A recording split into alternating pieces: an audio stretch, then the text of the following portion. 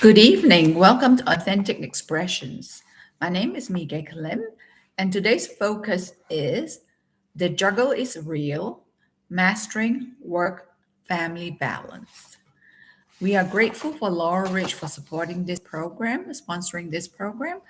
Laurel Ridge is a behavioral health program that offers compassionate care for every stage of life. It provides personalized treatment for all populations. Their interest is to help you into your journey of wellness.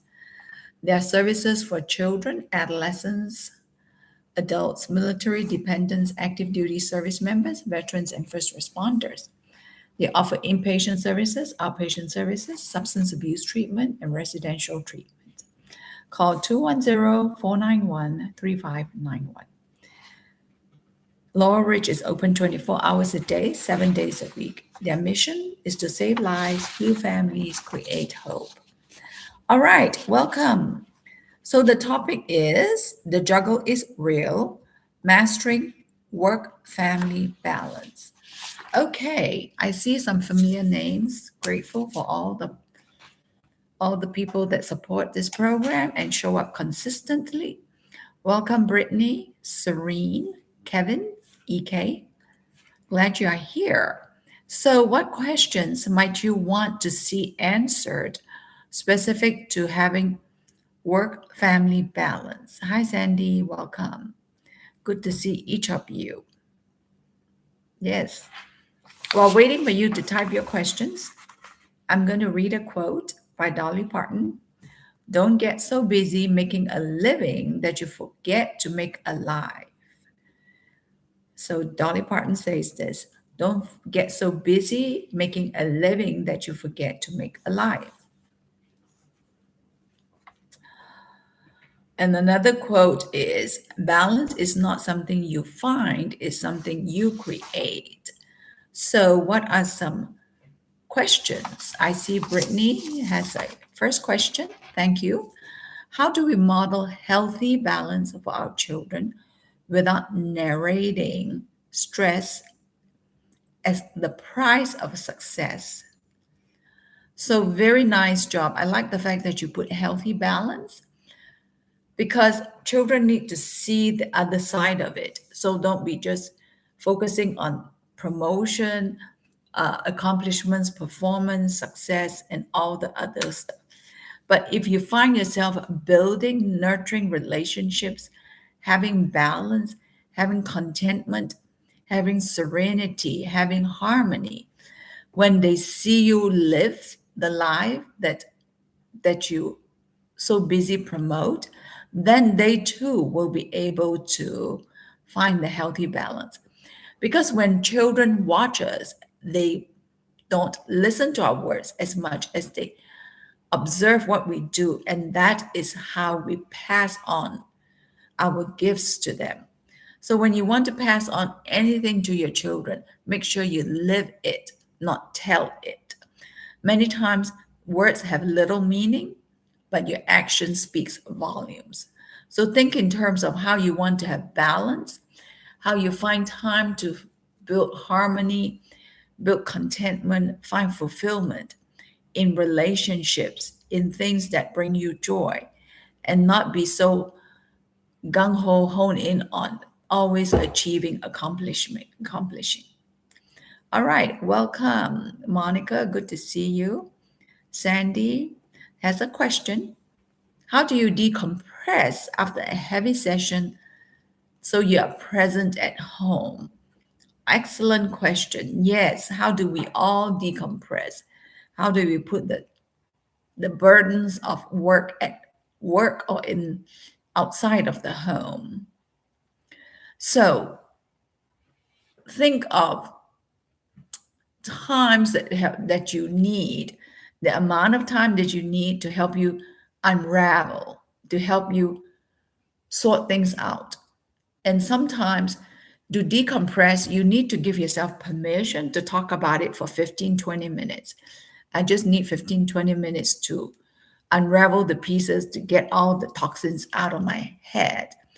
And you can set some time limits and say, I'm going to give myself permission to do this for 20 minutes. And once that is done, then you can move on into your evening or whatever the balance of the day is. So don't feel like you cannot talk about work related stuff. You can, but you also need to have some balance in there.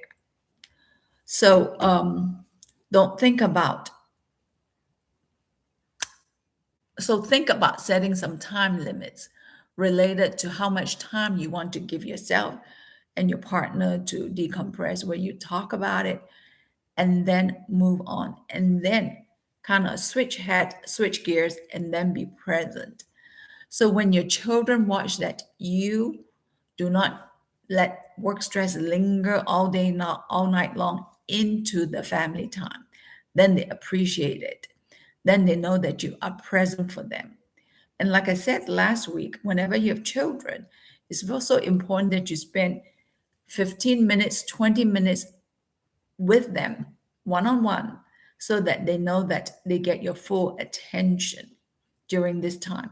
And that's the time for you to visit with them, not to complain about what they have not done or the chores they have not completed. So find time to decompress, have a picture of what decompression looks like. How do you want to decompress in a healthy, balanced way, not a consuming way? All right, EK has a question. How do you balance a blended family that does not value your dedication to your faith? That's an excellent question. So I'm going to read it again because it's multiple parts to it. How do you balance a blended family that does not value your dedication to your faith? So I'm assuming your religion, your faith. So that does not value that. So my other question is, what do they value? They don't value dedication to your faith. Are they valuing something else? Are they valuing other social activities, other recreational activities? Are they telling you that some things are missing, so that so instead of asking for what they want, they're complaining about what you're not doing?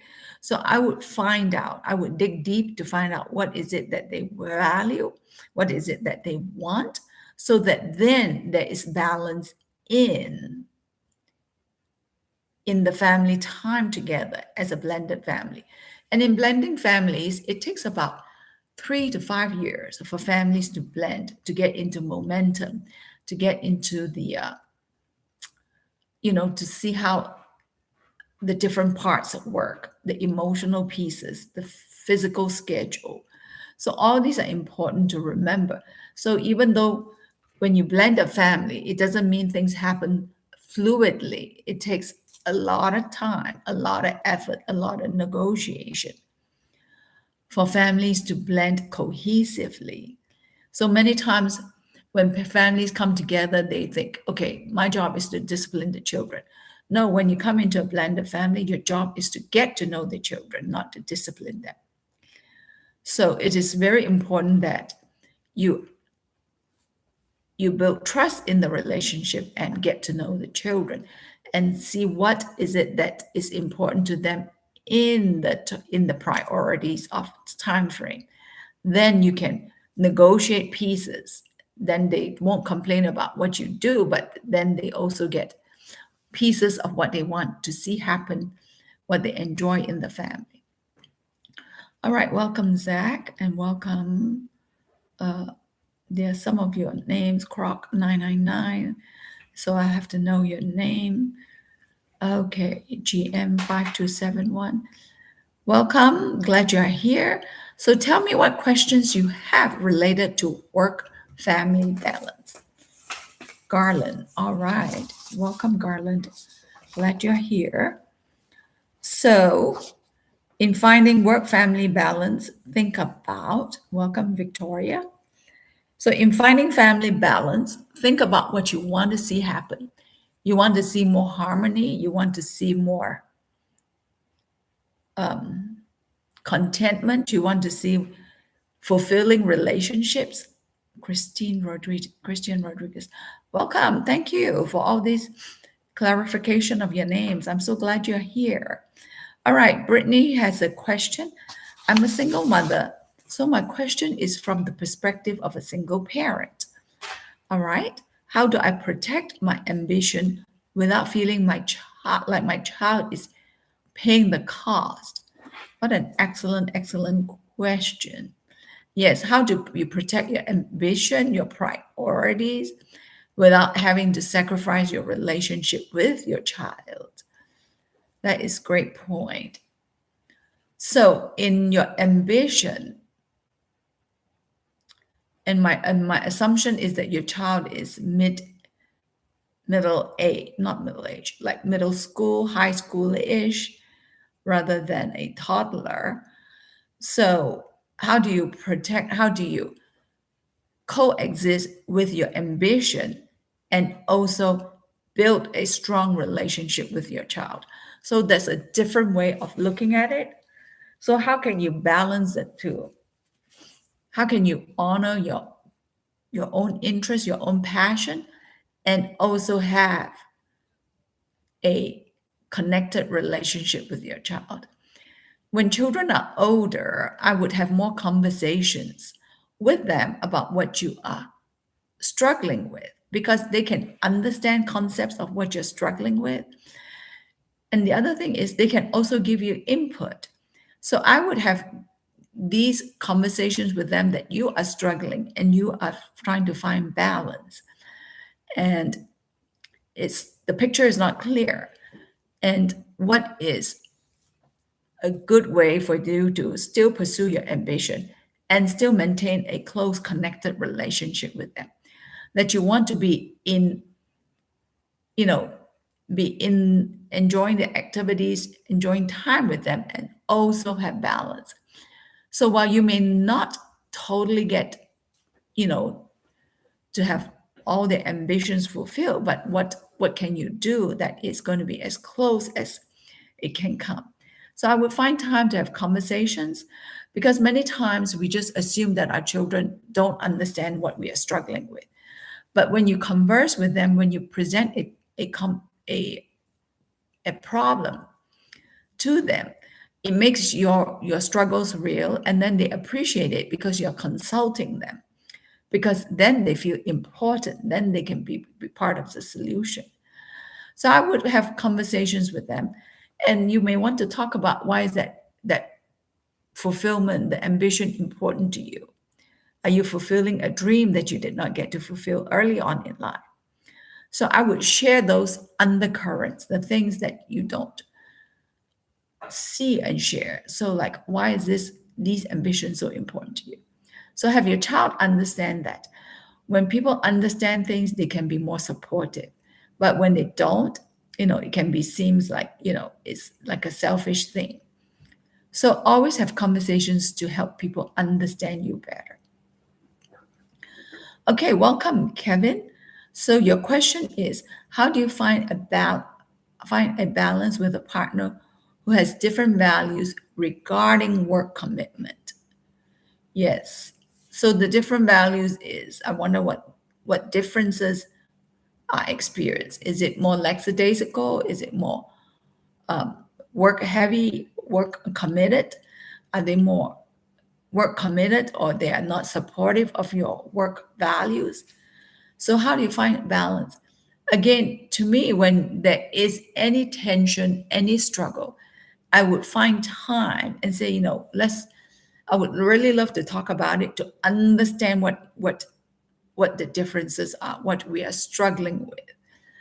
And if you can go in with an open mind to hear them, not just to stress your point, to knock, to pound your point in. I would go in there to listen to them, to listen to why the values are different, what their perception is, what has influenced their value. I would go in to understand all that. While this is not a quick fix, it may take multiple conversations to truly understand a person's values. And could their values be impacted, influenced by their family background? So I would understand what family history, what background influences their values, and how does it conflict with yours? How does it complement yours. So have more conversations to understand so that you get a better perspective. Okay. All right. Garland has a question. I find it difficult to blend families when some adult parents act like children. Yes, excellent point. Yes, when adults behave like children and they pitch royal fits when schedules don't go accordingly, or they give you hell when things, when they don't get the financial support, or they don't get the negotiation that they want, the outcome that they want. So when they act that way, it can be challenging. But one of the things you want to keep in mind is to not respond to threats. Because when you respond to threats and you feel like you're caught in the middle, because if you don't do this, you don't get to see your child, or you don't do this, this doesn't happen. So if you give in and respond to threats, then they were more likely to use it again. And sometimes when you stand your ground, don't respond to threats, and you feel like, okay, well, I may not see my children again. Many times they too want you to take the children, have time with them. So don't feel like, you respond to their threats and then you're responding out of fear. That's when you set yourself up to have more threats, more temper tantrums. So think about how you work with them, because are you reinforcing their childish behaviors, their temper tantrums, or are you strengthening your value, standing your ground, being firm, being kind, being consistent? Because those are the things you want to work with. That you have your values and your guiding principles of your values of being consistent, being workable, being flexible, and not do retaliatory acts and not cave into threats. So when you're consistent, people will respect you over time. So don't just cave in for the moment. Think in 5 years, in 1 year, how do I still want to work with the other parent? So look way out there across in 10 years. What does the picture look like? All right, Leah has a question. How do you prevent the pressures of work from affecting your home life, especially when work supports your home life? All right, very challenging question. So I'm going to read it again. How do you prevent the pressures of work from affecting your home life, especially when work supports your home life? Yes, so we all struggle with that at some level. So I'm going to think about to prevent the pressures from work. So we all have pressures at a certain level, but think about when you want balance, what does that picture look like? So you get a lot of pressures, and then also the picture of balance. How are your priorities? Are there too many? Are they overwhelming? So are these just work pressures or other pressures, financial pressures, um, family demands, pressures of time with so and so? Are all these also putting a dent in your mental wellness? So I would look at what pressures that I am facing and evaluate those and think about what you can pause, put on hold, and not just commit to everything. Because many times you may have committed, but you also have the privilege to uncommit. So just because you commit, it doesn't mean that you are, married forever in that commitment. And I don't mean marriage, like you have the ability to back off and say, after thinking about it, I choose to do this differently. So look at all the other pressures and see what you can pause, put on hold, and put aside. Look at your values. Are you pressured because you feel like you have to perform, you have to excel, you have to keep up with the Joneses? If these are the pressures that you're putting on yourself, then evaluate it. What is driving the keeping up with the Joneses mindset?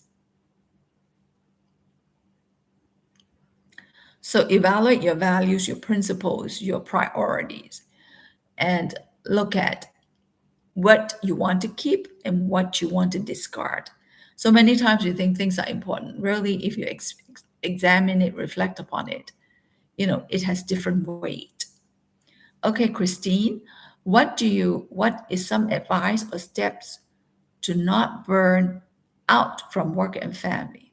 I feel like I'm losing my mind. I'm doing 100 things and not able to take time for myself. So yes, life is consuming.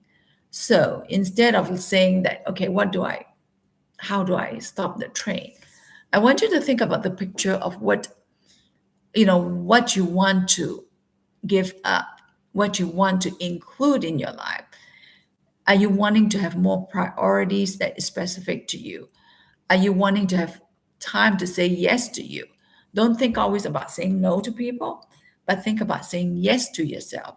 Yes, I want to do these. I want to have these priorities. I want to honor and respect my time. So don't just think about what you want to erase. Think about what you want to include that is specific to your values, that is specific to your principles. So don't let the tail wag the dog. The dog should be wagging the tail. So when you are running rapidly, does the running seem familiar because you're running like your mother or your father? So it is important for you to think what energy you want to introduce in your life so that you get to live a fulfilling life. You get to live a life that is harmonious. You get to live a life that is contented. There's contentment in your life. So think about what you want to include rather than think about the things that you struggle to keep up with. All right, Victoria goes, my daughter is often overwhelmed with school and work. How do I teach her to slow down to avoid burnout? Great question. So I don't know what her age is. Okay, I see it. So the follow-up is yes, she's 23. So at 23, she's developmentally at a very different stage. She is in the pursuing stage. She's in the chasing stage. And my question is, was she constantly chasing, pursuing, even in her younger life? That now she's brought this energy from childhood, teenage years to her early adult years. So if that is how she has been living, it's hard to stop the train because her mind is in momentum. It's like there's always chasing, there's always the next goal, the next achievement. So it might be important to think about having conversations about what her values, what her principles are, so that you understand her world rather than change her world. Many times when you get to talk and understand people, then they feel heard and then they sort out their feelings, their thoughts when they talk things through. So your gift to her may be able to work with her to understand her priorities and ask questions, curious questions to help her ponder about why these priorities are important to her. So instead of changing her, I would take more time to have conversations to understand some of the chasing habits. Okay, Crystal has an input. I'm becoming a single mom and wondering how to best navigate a messy divorce where kids are endangered per their father, but aren't aware of it. How do I navigate separation from him without? Okay, I hear that you didn't get to complete it. So let's do the first part. So you're going to be a single mom, a messy divorce that's around the corner where kids are endangered. When you say endangered, I want to understand what that concept means, what that means specific to your situation. Is it the entanglement that they're caught up in? Um, is it the schedule, the heavy schedule, or the bartering? So I would want to understand all that and see what is the tug of war that is going on, and try to understand how to not play into the tug of war that is so seductive. Because in divorce, there's a lot of emotions that goes with it. So understand your part of your emotions, what is still tugging at you, that draws you into um, this seductive back and forth, the tug of war. And think about how you want to disconnect from a messy divorce. Instead of calling it messy, what kind of divorce do you want to see happen? An amicable divorce, a divorce that is workable, divorce where we sort things out like two adults, not two children. So I would look at all those and then look at the energy that I am using to enter into this next phase of my life. So then you get to function like an adult rather than be seduced to how you other people want you to behave. Okay, Sandy has a question. How to help someone navigate a conversation with a friend who thinks being busy is a sign of productivity, but they are just adding things to their schedule without clear goals. Yes. So it's a mindless living where they just um, get caught in chasing dreams without examining if that dream fits them. So many times people are not ready to give up mindless chasing. So, it's like they have to hit their bottom before they get into a realization. So it's important for them to examine their goals, hit their bottom before they change. So how do you navigate a conversation? And again, like I'm going to say the same thing like I did with Victoria. I would have conversations with people to understand what is driving this paddling, what is driving this chasing, what is driving this rapid, hurried, frantic living. So, to get a better understanding, the goal is not always to change people's mind, but to understand what drives them, what emotions drive them, what self-talk drives their paddling. And once I understand that, and then I, say it to them, then they go, oh, yeah, this sounds mindless. So you have changed their perspective without really trying to change them or influence them. Okay. Yes. This started when she was 17. So Victoria says, yes, this started when she was 17, when she started pedaling.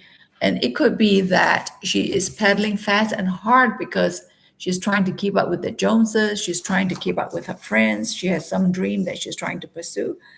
So I would understand all those. Okay, so Crystal says, okay, real danger. Real danger, like a physical danger, I'm assuming, like fast driving or, on the edge of living. So that can be challenging. And and whether you can influence how the father behaves or not behave, may factor in how you want to negotiate differently. The best thing to do is to not get caught in the tug of war, but see what you can do to negotiate things that is using an adult energy, not to get caught up in their um, entangled anxious energy. Okay, awesome questions. I am going to read a quote. Part of keeping work and life balance Keeping work-life balance is surrounding yourself with people that have similar aspirations by Damon Dash. So balance is not something you find, it's something you create. So continue to find work-life balance. So next week, our topic is say it out loud, the power of naming your needs. So how to name your needs. So learn to say it out loud. Bring your question, bring a friend, and I look forward to seeing you. Okay, before we end, thank you, Laurel Ridge, for sponsoring this program. Laurel Ridge is a behavioral health program that offers compassionate care for every stage of life. Thank you so much and look forward to seeing you next week.